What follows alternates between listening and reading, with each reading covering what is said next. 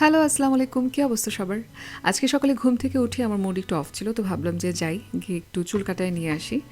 কারণ অনেক দিন হয়ে গেছে আমার চুল ট্রিম করা হচ্ছে না। তো ভাবলাম যে আর ফ্রিজি হয়ে গেছে, অনেক অনেক রাফ এবং ফ্রিজি হয়ে গেছে। ভাবলাম যে একটু কাটলে পরে যদি একটু শান্তি শান্তি লাগে, ভালো লাগে। তো এই জন্যই বের হলাম। আর এরা আমার সাথে কেন যাচ্ছে আমি জানি না। আমি সারাক্ষণ চিৎকার করতে থাকি যে থাকবো না, বের হয়ে যাবো বাসা থেকে, তোমরাই থাকো। আমার মনে হয় রিস্ক নিতে চায় না ওরা, এই জন্য আমার সাথে সাথে যাচ্ছে। যাই হোক, বের হলাম। ভেবেছিলাম যে আজকের ওয়েদারটা খুব রেইনি গ্লুমি টাইপের ওয়েদার হবে, কিন্তু না, আকাশ ভালোই ফকফকা, খুব ভালো ওয়েদার, সুন্দর ওয়েদার, সুশীল এবং ভদ্র ওয়েদার। তো আমরা এখন রওনা হয়ে যাব হচ্ছে উত্তরার পার্সোনাতে। তো ওরা নিচে ওয়েট করছে, আমি লিফটে করে চলে যাচ্ছি পার্সোনার 4th ফ্লোরে। তো এখানে আমার যাওয়ার প্রধান কারণ হচ্ছে সাবিনা, যে আমার চুল কাটছে প্রায় 10-12 বছর হবেই তো, হ্যাঁ, প্রায় 10-12 বছরেরও বেশি সময় ধরে ও আমার চুল কাটছে। তো ও আমাকে বুঝে, আমি ওকে বুঝি, ও আমাকে জ্বালায়, আমি ওকে জ্বালাই।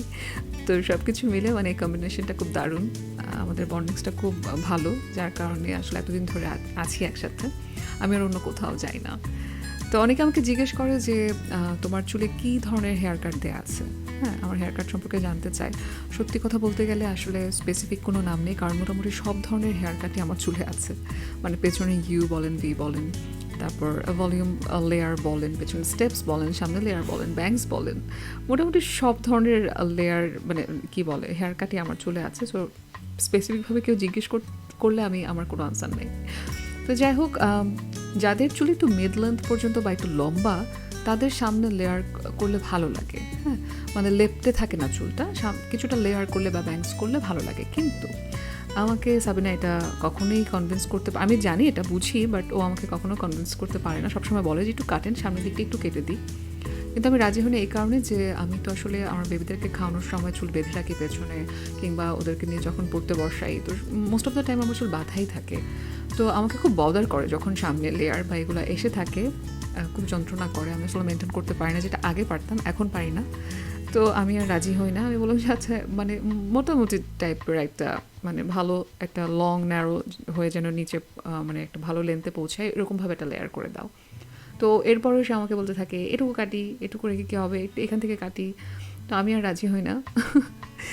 তো দেখা যাক, সামনে হয়তো বা আরেকটু শর্ট করবো হেয়ারটা, তখন হয়তো ভালো করে একটা ডিপ একটা লেয়ার কাট দেওয়ার ইচ্ছা আছে, বাট নট নাও, কারণ মোস্ট অফ দ্য টাইম আমাকে বেঁধেই রাখতে হয় চুল।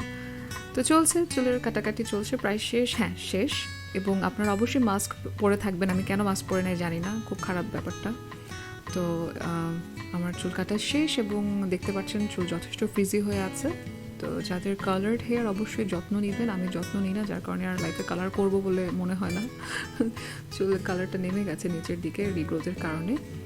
তো কালার হেয়ার মেনটেন করা খুব টাফ, খুবই টাফ, আমার দ্বারা একদমই সম্ভব না। তো আমি ডিসিশন নিয়ে নিয়েছি চুল আর কালার করবো না।